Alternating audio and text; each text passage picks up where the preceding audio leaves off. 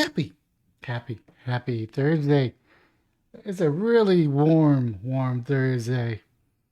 Now, I'm not going to read a story on the news. I mean, there's going to be one story, keep in mind. But I'm actually going to read House Resolution 503, the impeaching of Joseph R. Biden Jr., President of the United States, for high crimes and misdemeanors. This is Congress.gov Bill 118th Congress House Resolution 503 text. Sponsor is Bobart Lauren. Introduced 6/13/2023. The House voted to send this to two committees, although it doesn't say that right here. Your actions, introducing the House, to your co-sponsors, Matt Gaetz, Elijah, Andy, Corey. Committee. Let's see your subcommittee links to associated bills. House Judiciary Committee, because they voted on it. So is there any related bills? HR 529, place on the calendar, number 7. See your actions. There's no votes on that, unfortunately. There's no summary, doesn't really matter. That's okay. House Resolution 503, impeaching Joseph R. Biden Jr., President of the United States, for high crimes and misdemeanors. In the House of Representatives, June 13th, 2023, Ms. Boebert and herself, Ms. Gates, and Mr. Crane submitted for the following resolution, which referred to Committee of Judiciary Resolution impeaching Joseph R. Biden Jr., President of the United States, for high crimes and misdemeanors. Resolved that Joseph Robinette Biden Jr. is impeached for high crimes and misdemeanors following the articles of impeachment to exhibit to the United States Senate. Articles of impeachment exhibited by the House of Representatives of the United States of America in the name of itself and its people of the United States of America against Joseph R. Biden Jr., the President of the United States, in maintenance of support of its impeachment against high crimes and misdemeanor. Article 1, Abuse of Power. The Constitution provides that the House of Representatives shall have the sole power of impeachment and that the President of the United States shall be removed from office or impeached for in conviction of treason, bribery, and other high crimes and misdemeanor in his conduct as President of the United States and in violation of his Constitution, oath to faithfully execute the office of the President of the United States and to the best of his ability preserve and protect and defend the Constitution of the United States and in violation of his Constitution duty to take care that the laws will be faithfully executed. Joseph R. Biden Jr. has abused the powers of his office of the President of the United States in that, using his powers of high office, President Biden has knowingly presided over the executive branch that has continuously, overtly, and consistently violated federal immigration laws by pursuing an aggressive open border agenda by purposely and knowingly releasing more than 2 million illegal aliens into the interior of the United States without the intention or the ability to ensure that they appear in immigration court to face asylum or deportation proceedings. President Biden has intentionally facilitated and complete total invasion of the southern border. President Biden ended with the migrant protection protocols to require aliens seeking asylum to remain in Mexico while processed by the Department of Homeland Security.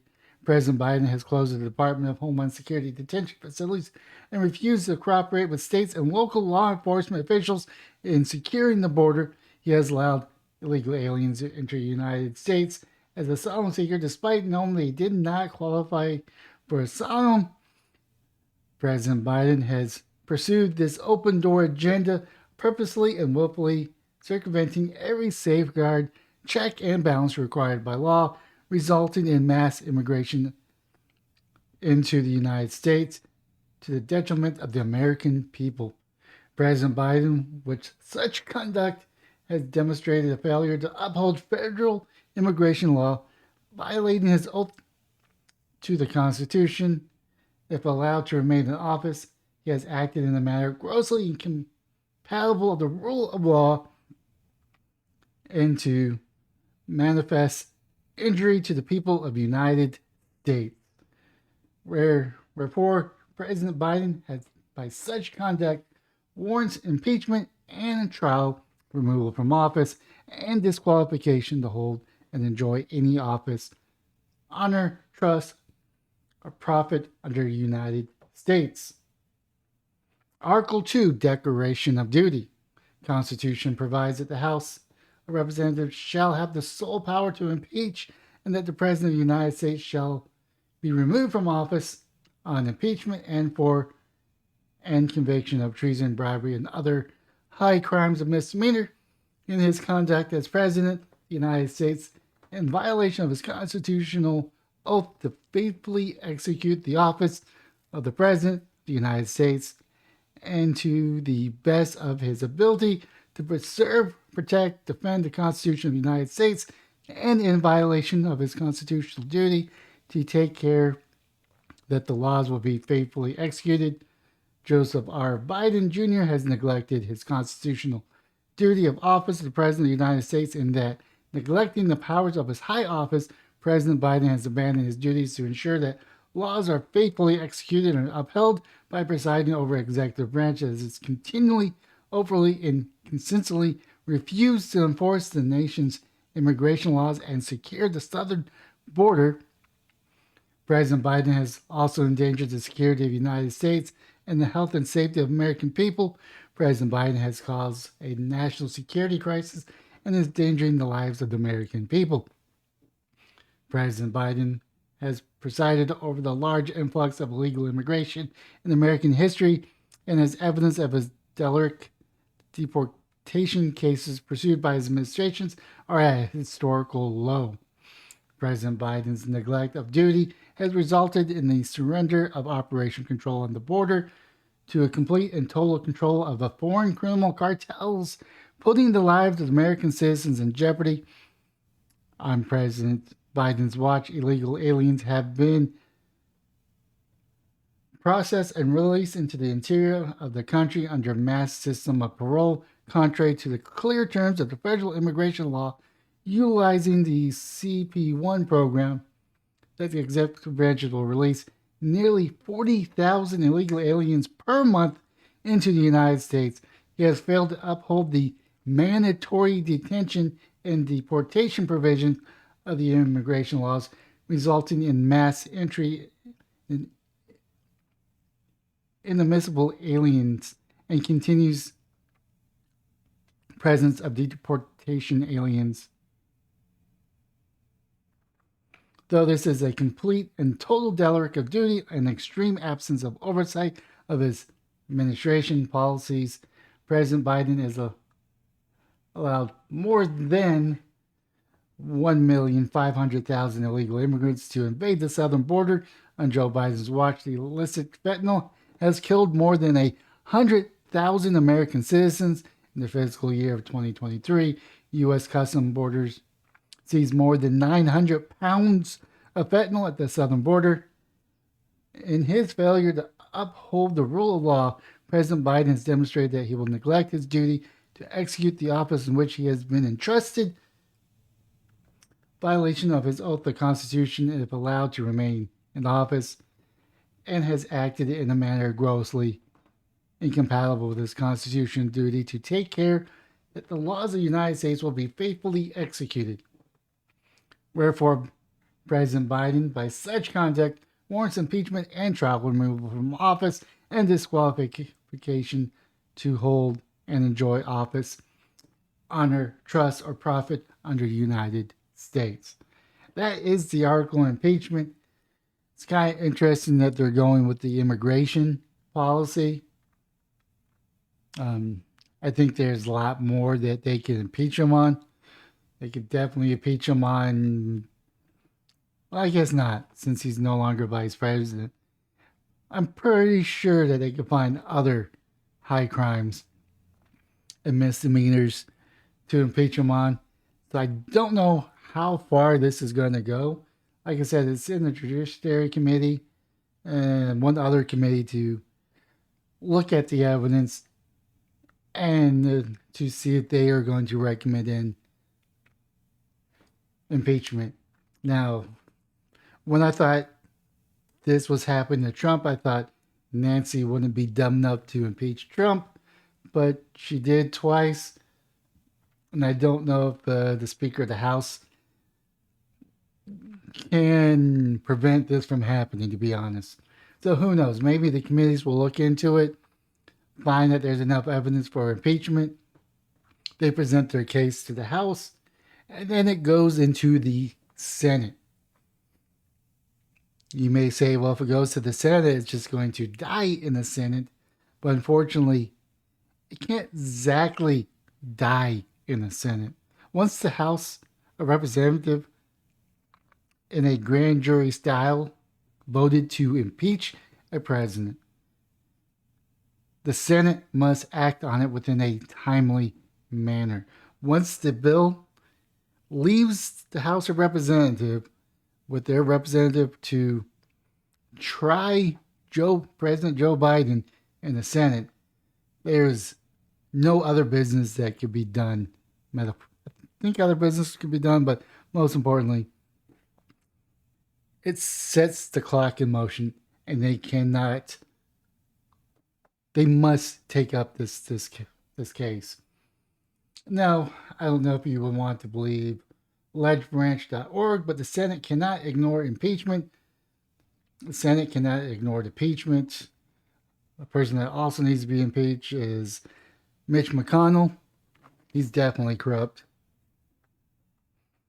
Recent reports that the Senate could give the Merrick Garland treatment, which I just find is hilarious. This was written in October 1st, 2019. I find it hilarious because he was supposed to be a Supreme Court pick for Obama, and now he's Attorney General. But I digress. The Senate Republicans could give the Merrick Garland treatment to the articles of impeachment passed by the House are incorrect. The Senate standing rules do not require that an act of president nomination. However, the Senate impeachment rules stipulate clearly that it must consider articles of impeachment after they arrive from the House. In short, the Senate must hold a trial.